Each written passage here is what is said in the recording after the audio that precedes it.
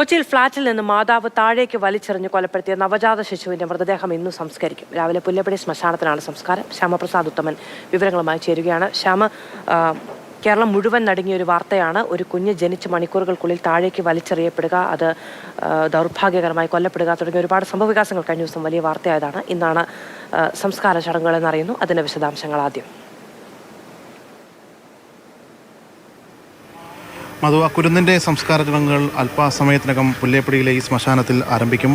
പുല്ലേപ്പടി ശ്മശാനത്തിലേക്ക് ഈ കളമശ്ശേരി മെഡിക്കൽ കോളേജിൽ നിന്നും മൃതദേഹം പോലീസ് ഏറ്റുവാങ്ങും. കഴിഞ്ഞ ദിവസം കുട്ടിയുടെ അമ്മയുടെയും ബന്ധുക്കളുടെയും അനുമതി വാങ്ങി അതിനുശേഷമാണ് ഈ കുട്ടിയുടെ പോസ്റ്റ്മോർട്ടത്തിന് ശേഷം ഈ പുല്ലേപ്പടിയിലേക്ക് എത്തിക്കുക. ഇവിടെ കോർപ്പറേഷൻ അധികൃതർ എത്തിയിട്ടുണ്ട്, കൗൺസിലർമാർ ഉൾപ്പെടെയുള്ളവർ എത്തിയിട്ടുണ്ട്. അവരാണ് ഈ കുട്ടിയുടെ മൃതദേഹം ഏറ്റുവാങ്ങി ഇവിടെ സംസ്കരിക്കുക. തൊട്ടപ്പുറത്ത് ഒരു കുഴി എടുത്തിട്ടുണ്ട്, അവിടെയാണ് കുട്ടിയുടെ സംസ്കാരം.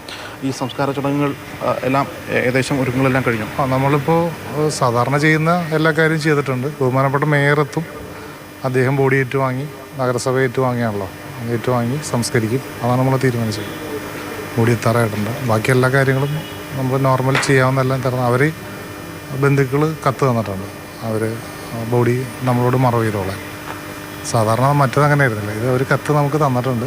മറവ് ചെയ്യാൻ ആയിട്ടുള്ള അനുമതി പത്രം പോലീസിന് കൊടുത്തിട്ടുണ്ട്. ആ പത്രം കിട്ടിയതിന് ശേഷമാണ് പോലീസ് ഇത് റിസീവ് ചെയ്യണത്. ഇപ്പോൾ കളമശ്ശേരി മെഡിക്കൽ കോളേജിൽ നിന്ന് ബോഡി പോന്നിട്ടുണ്ട്. ഓൺ ദി വേ ആണ്. ഒരു 15 മിനിറ്റിനും എത്തും. നമ്മളിവിടെ ബാക്കിയുള്ള എല്ലാ ആദരവോടുകൂടി നമ്മൾ സംസ്കരിക്കും.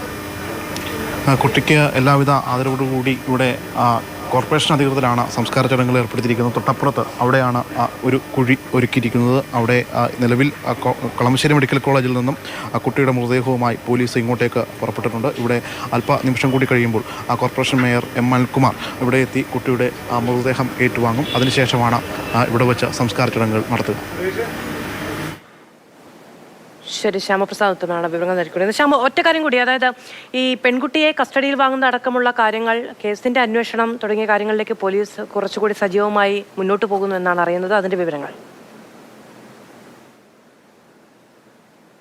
മാധവ്, അതായത് ഈ കേസുമായി ബന്ധപ്പെട്ടുകൊണ്ട് നിലവിൽ ഈ കുഞ്ഞിൻ്റെ അമ്മ ചികിത്സയിലാണ്, ICUവിലാണ്. നിലവിൽ റിമാൻഡ് ഉൾപ്പെടെ നടത്തിയിട്ടുണ്ട്. പക്ഷേ ഈ ICUവിലായതിനാൽ തന്നെ പൂർണ്ണമായിട്ടും ഈ നിലവിലത്തെ അവസ്ഥയിൽ നിന്ന് മാറിയെങ്കിൽ മാത്രമേ പോലീസിനെ ചോദ്യം ചെയ്യൽ ഉൾപ്പെടെയുള്ള കാര്യങ്ങളിലേക്ക് കടക്കാൻ കഴിയുള്ളൂ. അതായത് ഈ ICUവിൽ നിന്ന് വാർഡിലേക്ക് മാറ്റിയ ശേഷം മാത്രമേ അത്തരം കാര്യങ്ങളിലേക്ക് പോലീസ് കടക്കൂ എന്നാണ് നിലവിൽ അറിയിച്ചിട്ടുള്ളത്. ശ്യാം പ്രസാദ് ഉത്തമനാണ് വിവരങ്ങൾ നൽകിയത്.